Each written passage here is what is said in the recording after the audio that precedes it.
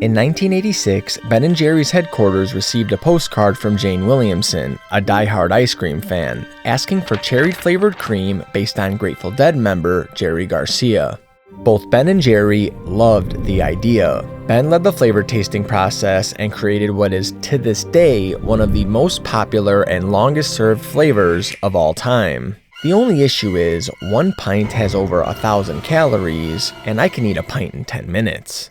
In today's video, I will divulge all the secrets for an authentic Cherry Garcia, but with half the calories. Let's get into it. Originally, Cherry Garcia had a vanilla base, but in recent years, they changed it to a cherry base. So we'll grab a high-sided container and into it add 20 grams of cherry juice. This isn't just any cherry juice, but the juice from Bing cherries. Since its inception, Ben & Jerry have used Bing cherries as noted by the book they wrote way back in 1987. Luckily, Whole Foods sells Bing cherries sitting in the juice's sweet nectar. You can also get them on Amazon, which I will link in the description below. In the testing process, I also tried juicing and straining my own cherries, but Rainer cherries just didn't have the same taste as the Bing cherries, and I couldn't find fresh Bing cherries anywhere. However, this is a viable option if you want something cheaper and more readily available.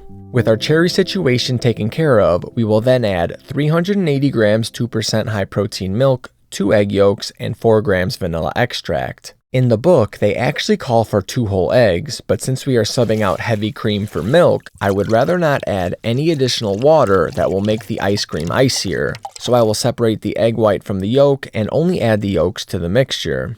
If you don't want to use egg yolks for whatever reason, you can sub in 30 grams of 2% milk, but you will be drastically reducing overall flavor and mouthfeel. Don't say I didn't warn you. Now grab a measuring cup and into it add 16 grams of a vanilla whey casein blend protein powder, preferably from PE Science. Whey alone may work here, but I have never tried it before. Just make sure the vanilla tastes good, or else you will want to smack me with the ice cream because it wasn't what you thought it would be. Next up, we have 40 grams of erythritol or Swerve. I tried testing sucralose and Swerve in the ice cream for more sweetness and a cheaper price, but it didn't work out like I wanted it to, even after multiple taste tests.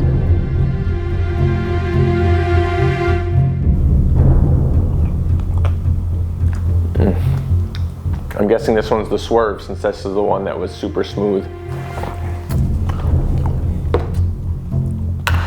All Swerve makes a smoother ice cream. I'm gonna go with the Swerve all day.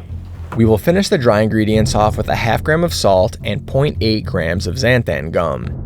Don't skip the xanthan gum.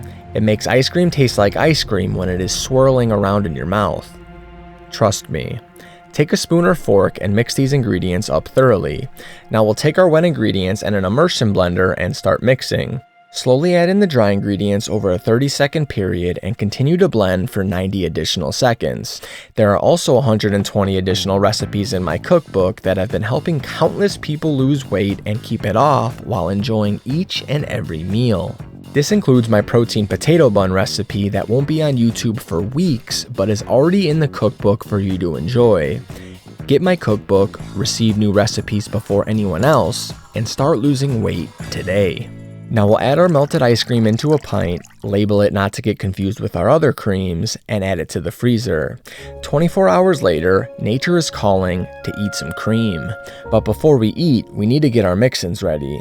The thing I have always loved about Ben & Jerry's is that they do not skimp on the mix-ins and you get some in every spoonful. So with that in mind, let's get to work. As we discussed earlier, we need some Bing cherries. Luckily, we have a jar of them ready to go. We do need to remove a lot of the juice though, or it will not only melt the ice cream, but make the ice cream crystallize while it is spinning. To avoid that, I grab a triple layer of paper towels, get 5 cherries out of the jar, take the stems off, open each one up, and press them into the towel. The amount of juice that soaks in the towel would make our ice cream into a watery milkshake, so make sure not to skip this step. For a cheaper option, you can also de-seed your own Rainer cherries, open them up, and add 100 grams to a small bowl. Then add 10 grams of sugar over the top and mix around with the spoon. They will be ready in 30 minutes, and then follow the same procedure with the paper towel. I did this for the first 10 or so attempts, and they were good, but they just didn't have that same flavor as a Bing cherry. Then comes the chocolate. In the recipe book, Ben & Jerry call for Hershey's dark chocolate, but they also say that using the highest quality ingredients is the most important for the best ice cream. So I did what I do best and bought a bunch of chocolate, tried them all, and took down cream after cream to see which tasted best. I don't even like f***ing dark chocolate. Ironically, the best flavor when paired with the ice cream was the Hershey's, so we will take 15 grams of chocolate and chop it into 1/8 inch chunks, similar to what you would find in today's Cherry Garcia. All that is left to do is wash the outside of the pint under hot water for 1 minute, load it into the Creami, and run it on the sorbet setting. Yes, the sorbet setting. The difference between these settings is only a change in the amount of seconds the blade goes down and up, and the speed of the blade while going down and up. That is why it is crucial to test different settings out for different cream recipes, and for the absolutely thickest cream possible, which we need for a Ben & Jerry style ice cream, is the sorbet setting. Once spun, we are ready to load our mix-ins in. Take a knife and pull out a nice gaping hole in the middle.